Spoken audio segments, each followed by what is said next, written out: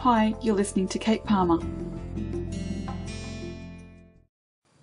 I'm just going to give you a quick tutorial on feather blending with Copic markers. You use this particular technique when you've got two colours that are quite different from each other. I'm going to be using the violets and the yellow greens. What I've done is I've just drawn a leaf shape in a much larger version of the little leaves that I'll be colouring in on my image here. And I'm just going to colour this in very quickly, and I'm just going to do the base coat so that you can see exactly what I mean by feathering.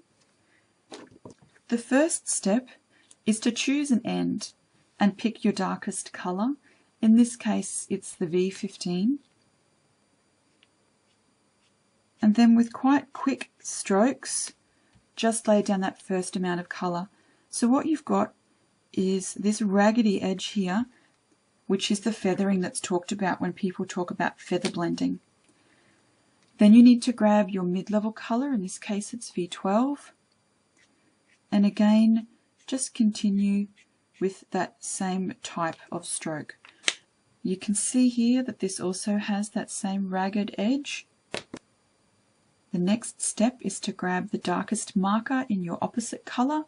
In this case it's yellow green 23, and using the same stroke motion you would just start colouring in this opposite end of the image. Next is the mid-tone, in this case it's YG01, and just use that same feathering motion to lay down the colour onto the paper.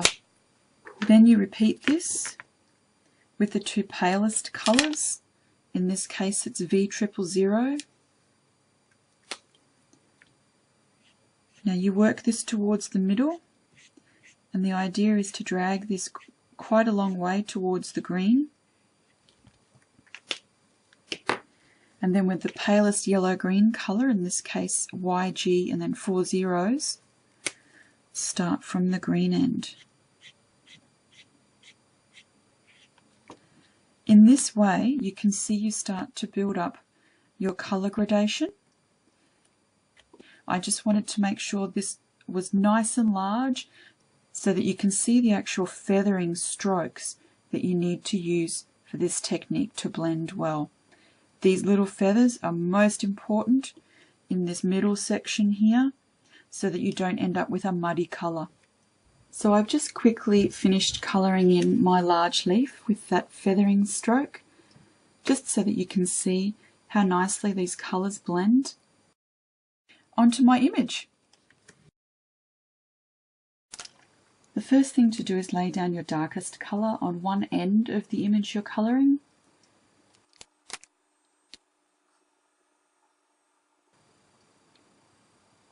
Then starting at the opposite edge of your image, colour with the darkest colour of the opposite spectrum. In this case it's the yellow-green.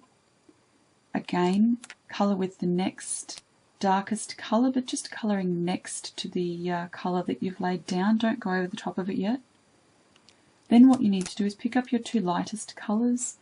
In this case it's V00 and YG 4 zeros. Now as you're getting towards the middle of your image, what you need to do is instead of colouring in small circles like you might usually do, colour with little flicking motions, which you can see here. What you're aiming to do is get a few lines that look sort of like a feathered or tasseled edge. This helps blend the colours together as you end up with a colour in the middle between the green and the violet that's sort of a mixture between the two. Now if you've blended correctly, you'll actually get this blending of colours without looking muddy. You might need to go over a few times to get the depth of colour that you're after. As you blend, make sure to constantly use these really light strokes. Don't scrub the colour or you'll end up with that sort of muddy colour that I was talking about before. So just keep touching up, adding a little bit more darker colour, adding a bit of your lighter colour, and just keep feather blending until you've achieved that beautiful gradation that you're starting to see now. You may need to go over this 3 or 4 times.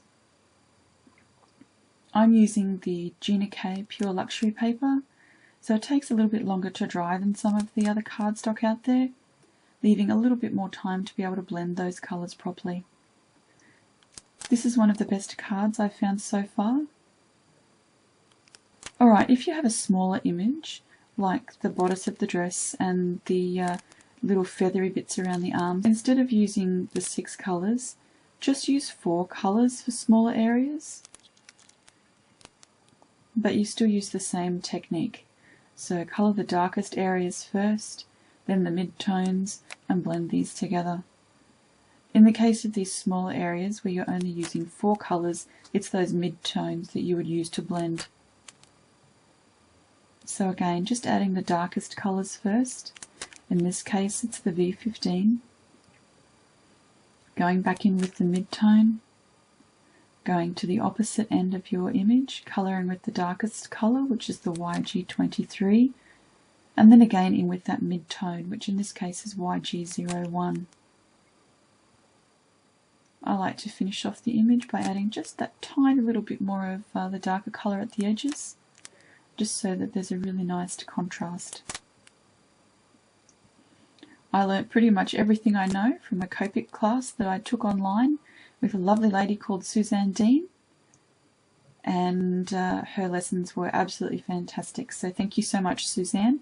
I really feel like I'm learning heaps. And this is my finished feather blending.